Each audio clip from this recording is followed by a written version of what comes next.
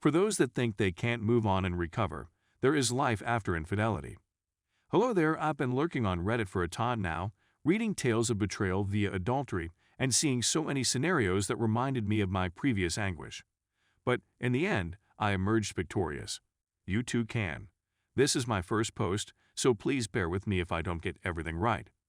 Here is the meat of it. I mentioned this to another commenter months ago. I definitely should have turned this into a post, but I wasn't sure whether I was ready. Sorry for the length.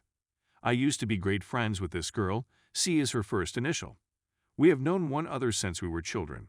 Her and my families all knew one other and were close, the type of close that finishes each other's sentences. C and I were always there for each other. I helped her get through some crazy events. Her mother had a health crisis, but everything was okay, and she helped me go through a nasty breakup in high school. C and I felt an interest to one other when we were younger, but we never pursued it because we were terrified that something would go wrong and damage our relationship. Despite the fact that she was extraordinarily attractive, along with her mother and sisters, I kept things platonic, but I saw that several of her lovers looked a lot like me, and she would often argue with them about comparing me to them. I always felt guilty for these breakups, and after her latest one, I suggested that we spend more time apart so she could figure out what she wanted. The following day, she texted me and said she wanted to chat at her place. I became anxious since I didn't know what to anticipate. She sat me down in her living room and spilled the beans, that she was in love with me and wanted more than just friendship. I thought it was a prank at first, since it occurred on April Fool's Day. Can't make this stuff up. But then she kissed me, and I kept thinking how stupid I was for avoiding this opportunity with her. Little did I know. Everything was excellent with us. I felt like a monarch who had found his queen. Our family were overjoyed, and we were in full pre-wedding frenzy despite the fact that we had only just begun college. With a smile on his face, her father replied to me, "It's about time." I was perplexed as to what was taking so long. We accomplished everything as a team. We had many good and terrible moments, but we always faced them front on and never concealed anything from each other. Yup. She seemed to be the love of my life material, and she was continually telling me how she would love me forever. I was on cloud 9 until I learned in subsequent months that she and my younger cousin, male 18, had been spending a lot of time together lately. My cousin wasn't the most responsible guy in the world. His father abandoned him when he was 8 years old, but I always watched out for him and considered him a little brother. I saw he looked at my lady the way males look at any female thereafter and politely asked him what was up, and he would shyly answer nothing and go away. At the time, I didn't pay attention to it. C and I were sitting in my room watching a movie one night when she whispered, "Please don't ever leave me," in a mournful voice. I informed her it was never going to happen, but all she did was give me a sad grin. Things began to change after that. She got aloof and continued to withdraw from me. Even when we had, as much as we enjoyed it, it seemed to become a ritual to make me happy rather than to keep us happy. This lasted around 5 months. She was back to normal by Valentine's Day. All love, joy, and undivided attention. I'd even saved up enough money to buy her a diamond necklace. It had been a pleasant day, which made what transpired all the more painful. I had planned to propose to her that night, but I had neglected to get the ring from my hostel. After I sent her off, I returned to my vehicle and checked to see whether it was still there before driving away to my dorm, and it was, so I slipped it beneath the seat. I was about to walk back in to surprise her when I saw my cousin drive by and park right in front of her home. He didn't notice me since my automobile was in the shadows, but then he walked to the door, she opened it, and they started conversing. He continued to attempt to kiss her, and she politely declined, but soon they were in full make-out mode. She grabbed his hand in hers and led him inside, not even bothering to close the door completely. I was furious. I really began breathing heavily and quickly, as if I was about to pass out. I couldn't believe what I had just seen. My heart was urging me to pause before doing something stupid, but my head was encouraging me to keep going. I exited and rushed to the door, softly entering the home. I walked in and immediately heard her in the living room, moaning madly and him groaning. I was seeing red, but I kept my cool. I pulled out my phone, set record, and discreetly strolled to a corner of the living room, where I saw something I will never forget. Her jumping about on him like a banshee. I called out to her once I had enough evidence, and they both freaked out. She hopped off him, and they simply stared at me stunned. Then she burst into tears, exclaiming, "I can explain, Please don't hate us." My cousin was pale because he knew I could easily beat him to death. However, I did not remain. I showed her the ring and informed her, "You threw this away," before leaving. I collected what I needed and simply went, while they rushed after me, changing their clothing and attempting to BS their way out of being caught. Then there was the bizarre text. "I'm sorry, but please speak to me. It's not what you think it is. You're not familiar with his backstory. It only occurred once. He was being a nice buddy. He was assisting me. And I couldn't tell you. Don't shatter us. We'll be okay. You're being childish and immature." It didn't even last long. Is my personal fave. Finally, she attempted to shift the responsibility onto me when I didn't reply, but that all fell apart when I exposed her. And the aftermath was a nuclear disaster. Her sisters, save for the youngest, attempted to blame me for everything and manipulate me into accepting her back, but I refused. Then they informed me that it had been going on for 5 months. It was at this time that I observed them approaching closer.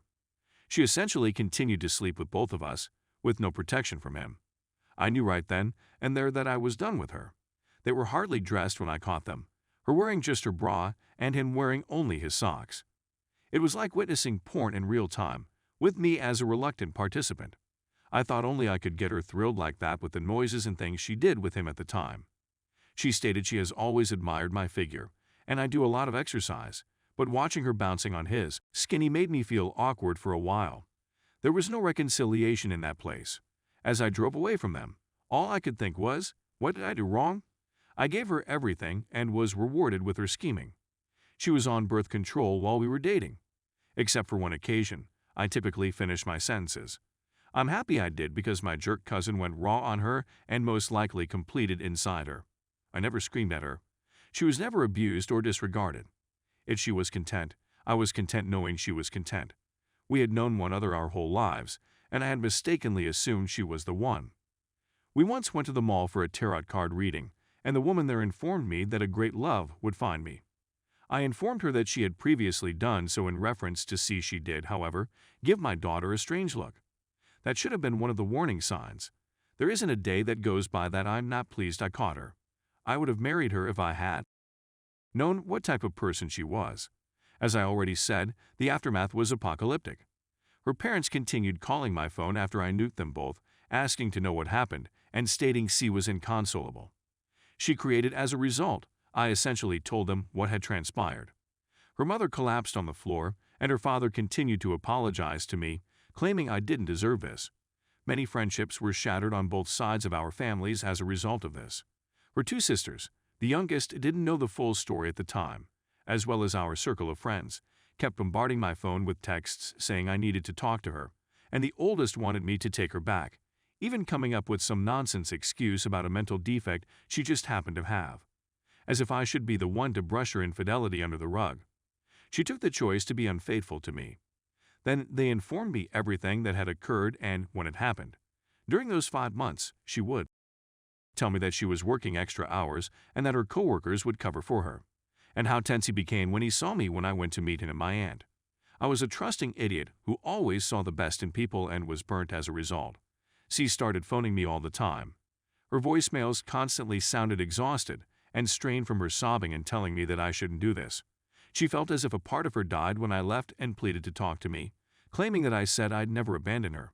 I couldn't stand hearing her anymore, so I blocked her. I didn't reply to any of her texts. My cousin attempted many times to contact me, but I ignored him as well. I'll never forget the smug smirk he gave me as I drove away when I noticed him in my rearview mirror. I knew if I saw him, I'd want to harm him, and I knew I could do it easily, and he knew it. But no amount of prison time is worth my freedom. My aunt told me that he felt terrible, which he didn't, and that he did what he did because he wanted to know what it was like to be me. After that, I was done. I avoided both of them, walked away, and never looked back.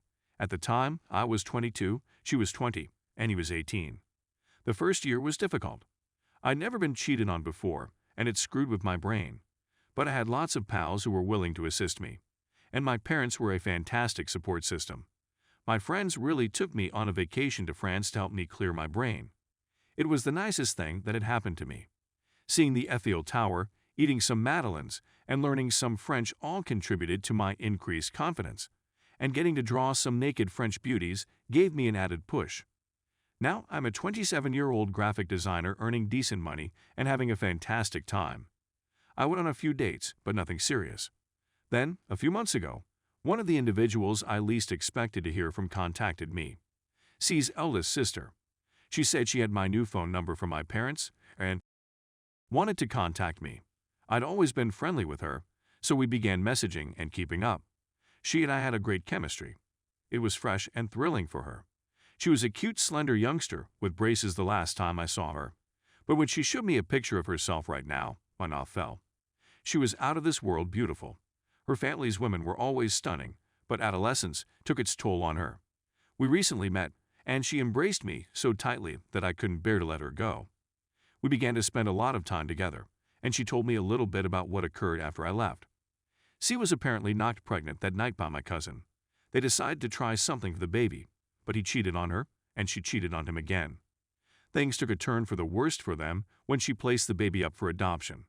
C then relocated to Los Angeles. I have no idea or care what happened to my cousin. Had said that she never forgiven her sister for hurting me and that she used to fantasize about me and her playing home.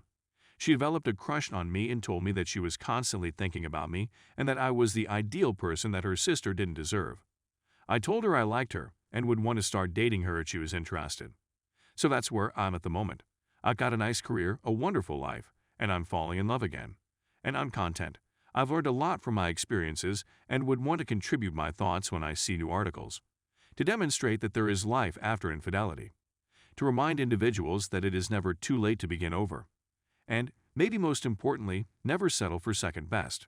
It worked for me, and it may work for others as well. Again, I apologize for the delay. If you're still here, thank you for listening. Stay tuned for the next part.